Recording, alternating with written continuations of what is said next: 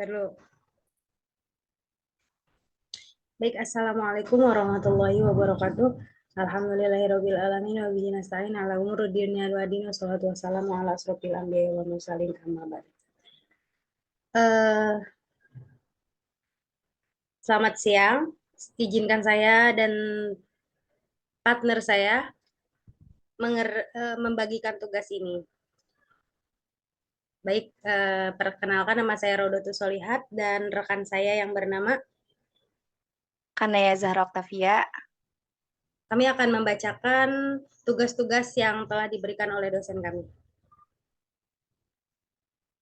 Baik. Yang pertama di sini ada pengertian tentang kurikulum dari beberapa ahli. Yang pertama yaitu dari Wright Taylor tahun 1949. Kurikulum mencakup tujuan pendidikan yang ingin dicapai, pengalaman pendidikan yang disediakan untuk mencapai tujuan, cara mengorganisasikan pengalaman pendidikan tersebut secara efektif, secara indikator, penentu bahwa tujuan tersebut telah tercapai. Yang kedua dari James, yaitu pengertian kurikulum menurut James tahun 1964 merujuk pada 4 model sistem dalam persekolahan, yaitu kurikulum, pengajaran, mengajar, dan belajar. Lalu ada menurut Maurice Johnson tahun 1967, mendefinisikan kurikulum sebagai perangkat tujuan belajar yang terstruktur sehingga dalam arti tersebut, kurikulum berkenaan dengan tujuan bukan dengan kegiatan. Adapun unsur kurikulum diantaranya struktur output pembelajaran, aspek formulasi, struktur karakteristik, instruksi, evaluasi, dan kriteria instruksi evaluasi kurikulum. Yang keempat ada dari Jack R. Framer pada tahun 1967. Unsur dasar penyusun kurikulum ada 3, yaitu aktor, artefak, dan pelaksanaan. Adapun aktor merujuk pada orang-orang yang terlibat dalam pelaksanaan. Artefak adalah isi dan rancangan kurikulum. Lalu pelaksanaan merujuk pada proses interaksi antara aktor yang melibatkan artefak.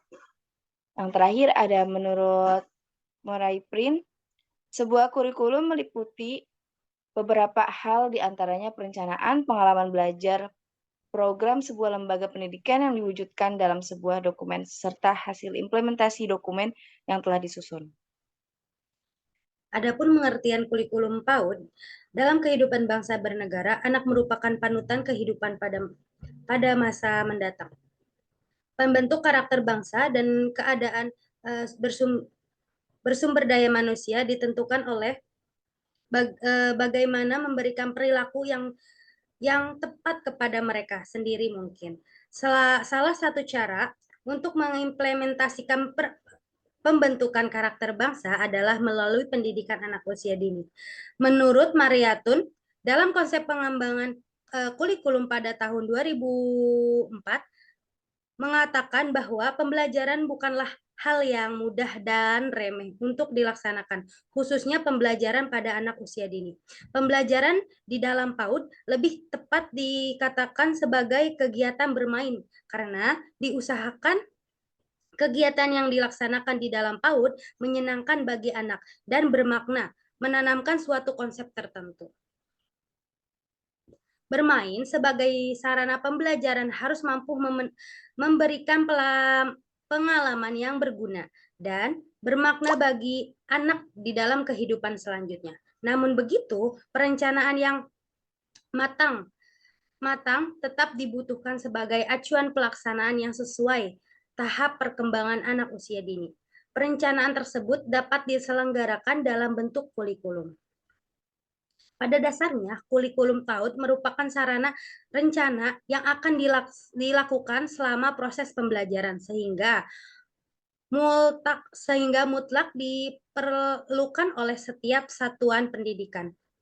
Kurikulum PAUD disiapkan oleh satuan PAUD yang bersangkutan sesuai dengan kebutuhan anak dengan mencakup pada dalam Pramendiknas nomor 58 tahun 2009 tentang Standar PAUD, setiap anak diberikan kesempatan untuk mengembangkan diri sesuai potensinya masing-masing. Pendidikan bertugas membantu jika anak membutuhkan. Kurikulum yang saat ini dipakai umumnya di Indonesia merupakan kurikulum yang telah mengalami perubahan dari waktu ke waktu. Selama kurang 34 tahun, kurikulum di Indonesia telah menggunakan berbagai pendekatan kurikulum, dimulai dari tahun 1968, kurikulum 1975, kurikulum tahun 1984, pada kurikulum tahun 1994, kurikulum tahun 2001, hingga akhirnya disempurnakan kembali dalam kurikulum 2004. Kurikulum disusun dengan memperhatikan seluruh potensi anak agar dapat berkembang optimal dengan memadukan seluruh potensi anak. Menurut Mariam, 2004. Berdasarkan Peraturan Menteri Pendidikan Nasional Nomor 58 Tahun 2009, disebutkan bahwa penyelenggaraan PAUD jalur pendidikan formal berbentuk taman kanak-kanak, Rodotul Atfal, RA, dan bentuk lainnya yang sederajat, yang menggunakan program untuk anak usia 4-6 tahun. Sedangkan penyelenggaraan PAUD jalur pendidikan non-formal berbentuk taman kanak-kanak penitipan anak atau TPA dan berbentuk lainnya yang menggunakan program untuk anak usia 0 sampai 4 tahun.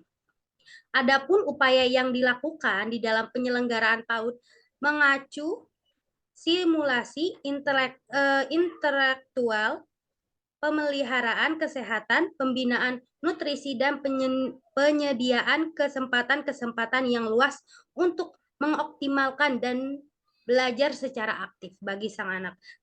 Penyelenggaraan PAUD bertujuan untuk membentuk anak Indonesia yang berkualitas dan diharapkan anak didik akan tumbuh dan berkembang sesuai dengan tingkatan perkembangan sehingga memiliki kesempatan yang optimal di dalam memasuki pendidikan dasar serta mengurangi kehidupan di masa depan, mempengaruhi kehidupan di masa depan.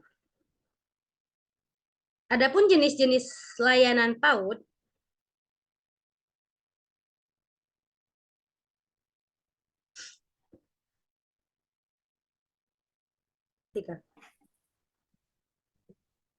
Jenis-jenis layanan PAUD, mengenal kelembagaan PAUD Indonesia, pengertian PAUD Indonesia secara eksplisit dan yuridis, tertuang dalam UU Nomor 20 Tahun 2003 tentang Sistem Pendidikan Nasional.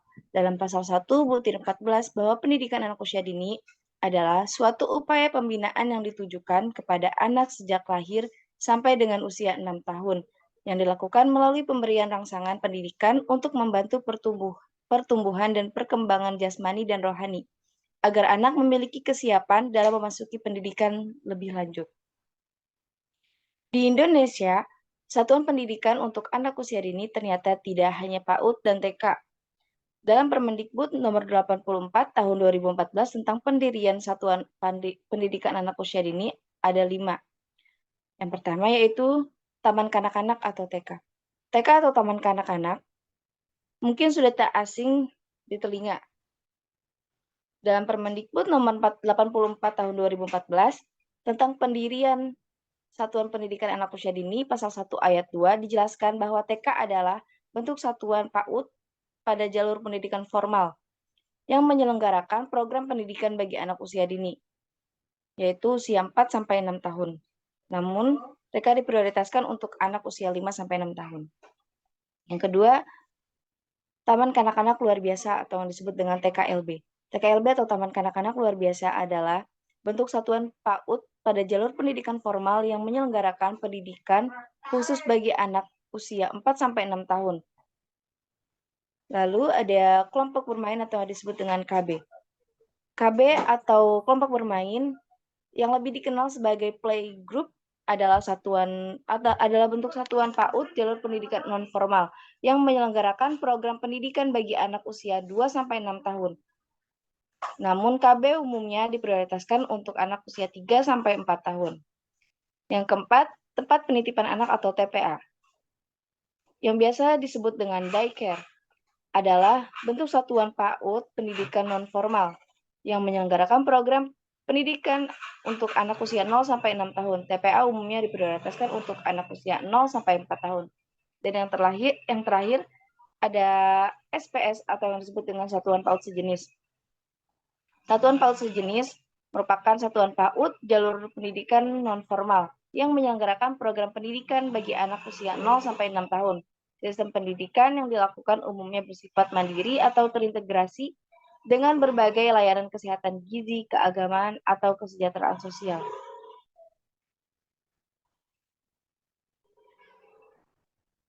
Sekian. Baik, sekian tugas yang telah kami bacakan. Mohon maaf apabila ada kesalahan. Wassalamualaikum. Rodo dan Kanaya undur diri. Assalamualaikum warahmatullahi wabarakatuh.